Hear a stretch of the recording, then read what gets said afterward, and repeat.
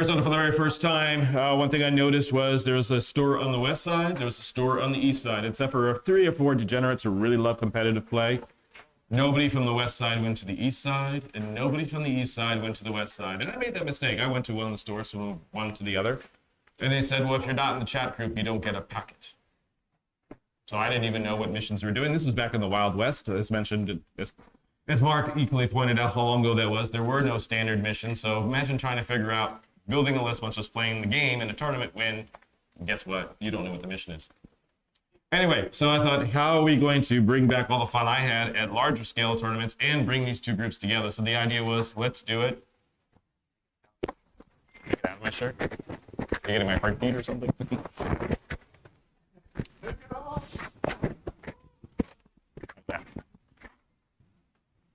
Is that better? All right. So the idea was the only way we can make this tournament work is we have it on neutral ground.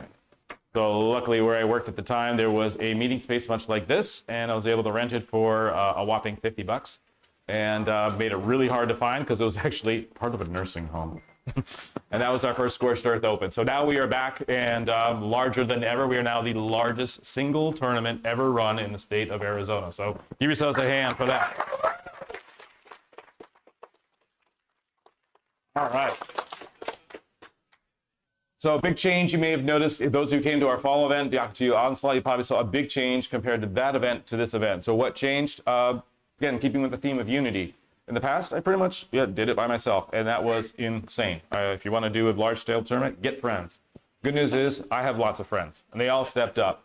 We went out to dinner that Saturday night. They saw I was a broken human, and honestly, if they had not come out and helped, I'd probably be out of the hobby right now. This event would not be here today, and there'd be a really crappy painted Drukhari army up on eBay right now. So a quick thank you to a couple key people. So first, let's talk about our terrain crew. So Daniel Olivas, Andrew Armstrong, Aaron Weissman, Henry Gertie, Robert Herr, Chris Rice, and Justin Aguilera. Those are the guys who put all the terrain together.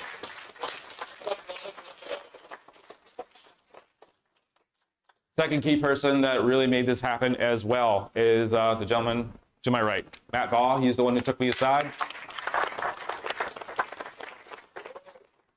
I'm willing to help, and this is how we're going to divide labor. So I took care of the administrative things. He ran the prize support. Look at all this. Isn't this amazing? Yeah. And also ran all the terrain, make sure that all got done. All these bins have been taking up space in his garage for the last 3 months, and I understand he's not going to tell anybody this. He's been up till 2 a.m. every day this week getting stuff painted in time for the event. So huge round of applause for Matt as well.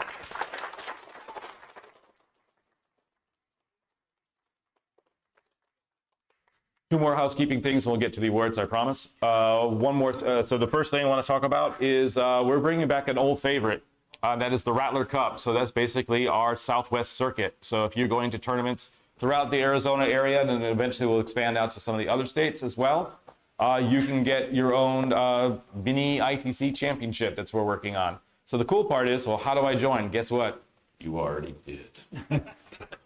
So basically what that works is we've actually, there's an actually neat little function in BCP that no one knows about. And so if you're a tournament organizer in the room or know someone, reach out to me. All you have to do when you create the event, there's one extra thing you click on, and automatically your stats from your event get loaded into the Rattler Cup pool. And you can look at it just like if you're on BCP and you look at Western region or Europe region or by whatever, it all links up from that. So we'll be doing a regional circuit for this particular year. There's no minimum criteria how big or how small the tournament is. It just goes off of straight ITC points. So look forward to that. People are asking, what's your next event? We're still a little bit in flux on that. We do plan on doing at least 1, possibly 2 more events before the end of the season. The next one we're looking at is most likely a fundraiser for one of the local high schools. We found one high school in already, but they've not signed it on the dotted line. They have a, talk about how old I am. Who had an esports team when they went to high school? Not me. But they have an esports team and they're looking for a fundraiser. But if you know another group or another area school that could benefit, so we would use their gym and share some of our revenue with their group, let me know and we'd be more than happy to work with them.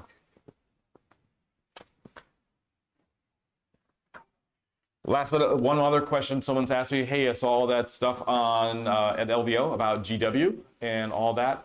It's still coming in process, so I don't have any firm answers on that. I can tell you the good news is I have been officially sanctioned by Games Workshop as an official tournament organizer.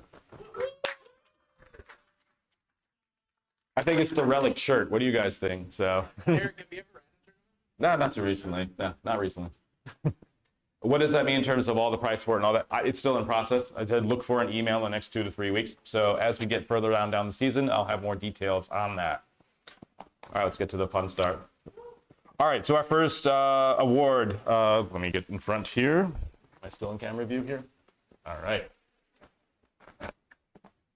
First award goes to Best Display. This award was sponsored to us by Old World Games. And that will go to Mr. Jason Peck.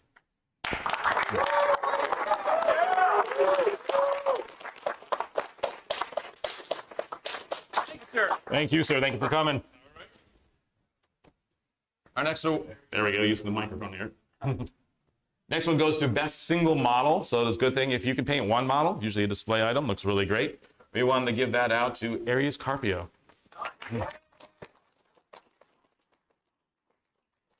Once again, Old World Games sponsoring this particular event. There we go.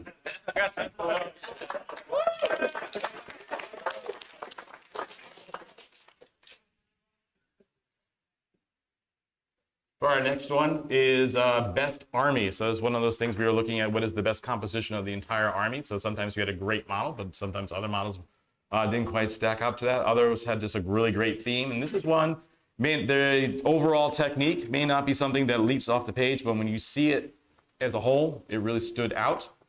So for that, we wanted to give the award to Chase.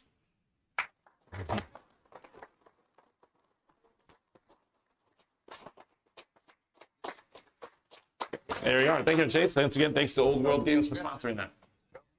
What's that? Oh my gosh. I forgot about these. So let's go Best Display. Jason, can you come back up again? Sorry about that. Like I said. There you are. Best Model. Aries, where'd you go? Sorry about that.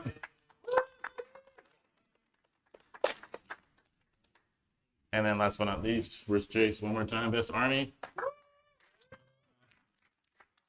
Sir. Once again, I gotta thank Matt for making all of these. In previous years, I had to give out spelling awards because there's just nothing that screams Warhammer more than I can spell, a large word with lots of consonants. So anyway. For our faction awards, we have a nice little, we have Best Chaos, Best Xenos, and Best Imperial. We did this based on the overall standings. Best Chaos player goes to our Slanesh player, Troy.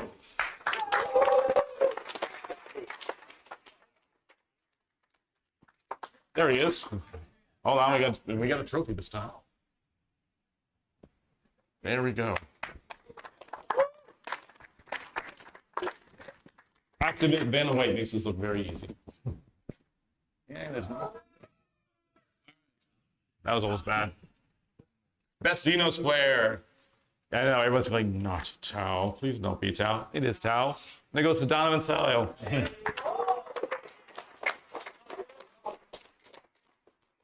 So Donovan, we're going to give you the new hotness for Xenos. We'll give you the and.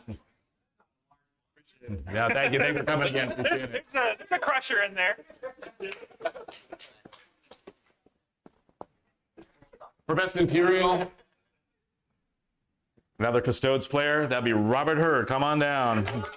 You just left. I'll hit Robert up a little later.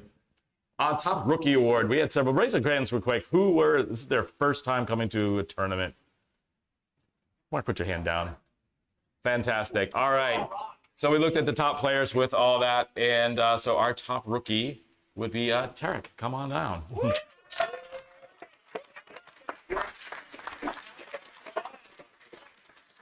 I got that. Give me 1 second. Computer. And best rookie. There you are. All right. Next award took a little bit to unravel, so I want to make things a little clear because when tournaments end and the internet gets a hold of the results, people like to draw their own conclusions. So I want to make some little clarity. We had a little bit of ruling at the end, and then make sure that we're all clear what happened. And actually, it's a little clearer than it sounds. So the key thing is we do have a round timer on the area, but we also talked about being second day, especially with the top tables, that we do use a chess clock. The chess clock supersedes the round timer. So therefore, we were able to score properly based off of the chess clocks that are on the table. So the result is official.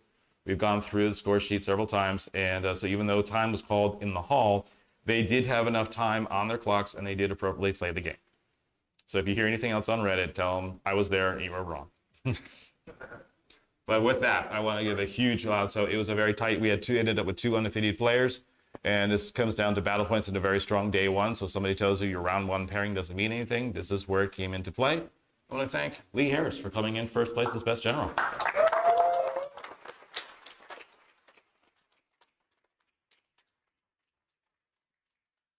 That's for you. And Just go to Tarek?